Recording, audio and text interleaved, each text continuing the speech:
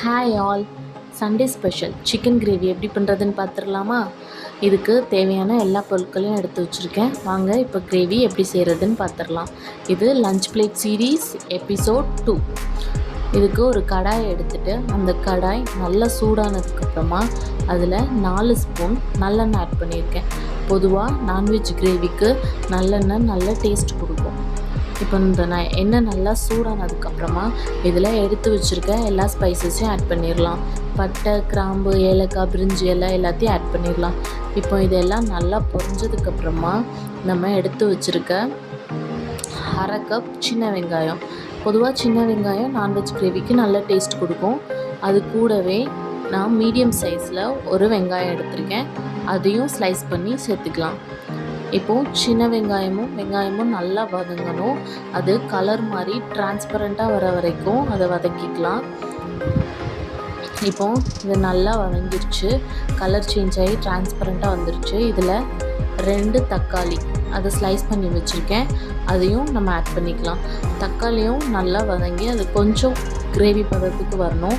அது வந்ததுக்கப்புறமா இதில் நம்ம இப்போது எடுத்து வச்சுருக்க ஜிஞ்சர் கார்லிக் பேஸ்ட்டை ஆட் பண்ணிடலாம்.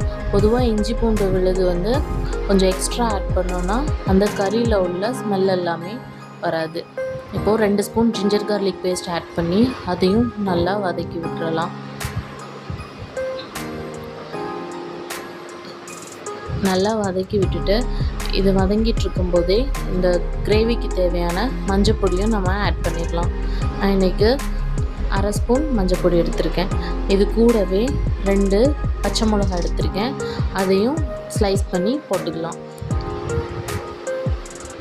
இப்போ இது எல்லாத்தையும் நல்லா வதக்கிட்டு இது ஒரு 5 நிமிஷம் வதங்கினதுக்கப்புறமா அந்த இஞ்சியோட ரா ஸ்மெல் போனதுக்கப்புறமா இதில் நம்ம இன்றைக்கி எடுத்து வச்சுருக்க 1/2 kg சிக்கனை ஆட் பண்ணிக்கலாம். இந்த சிக்கன் ஆட் பண்ணதுக்கப்புறமா அதை நல்லா இஞ்சி பூண்டு பேஸ்ட்டும் அந்த கிரேவியும் எல்லா இடத்துலையும் படுற மாதிரி நல்லா மிக்ஸ் பண்ணி விட்டுட்டு இப்போது இந்த சிக்கனை நம்ம மூடி போட்டு வேக வைக்க போகிறோம். இந்த சிக்கன் வேகிறதுக்காண்டி இதுக்கு நான் ஒரு 1/2 டம்ளர் தண்ணி மட்டும் ஆட் பண்ணிக்கிறேன். சிக்கன்லேயே நிறைய தண்ணி விடும், அதனால் நிறைய தண்ணி ஆட் பண்ண தேவையில்லை. 1/2 டம்ளர் தண்ணி போதும்.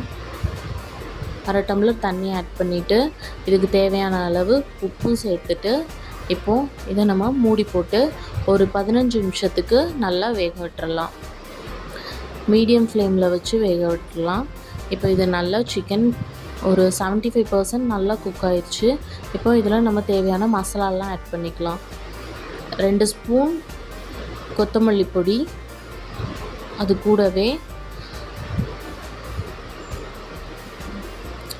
சீரகத்தூள் 1 ஸ்பூன், அப்புறம் சிக்கன் மசாலா 2 ஸ்பூன் எடுத்திருக்கேன்.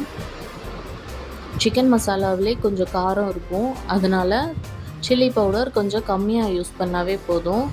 நான் இன்றைக்கி 1 ஸ்பூன் சில்லி பவுடரும் 1 ஸ்பூன் கரம் மசாலாவும் எடுத்திருக்கேன். சில்லி பவுடர் வேண்டான்னா அதை அவாய்ட் கூட பண்ணிக்கலாம், ஏன்னா நம்ம கடைசியில் பெப்பரும் ஆட் பண்ணுவோம், க்ரீன் சில்லியும் ஆட் பண்ணியிருக்கோம். இது கூடவே ஒரு 1/2 டம்ளர் தண்ணி சேர்த்துட்டு இதை மூடி போட்டுட்டு திரும்ப ஒரு 15 நிமிஷத்துக்கு இதை நல்லா வேக வச்சிடலாம். இப்போவும் சிக்கன்லேருந்து எண்ணெய்லாம் பிரிஞ்சு வந்துருச்சு. இப்போவும் கிரேவி ரெடி ஆயிடுச்சு. இப்போ நம்ம லாஸ்ட்டாக பெப்பர் தூவி இந்த கிரேவிக்கு தேவையான கொத்தமல்லி இலையும் தூவிட்டு மூடி போட்டு ஒரு 2 நிமிஷம் வச்சுட்டு ஆஃப் பண்ணிடலாம். இப்போது சூப்பரான Sunday special chicken gravy ready.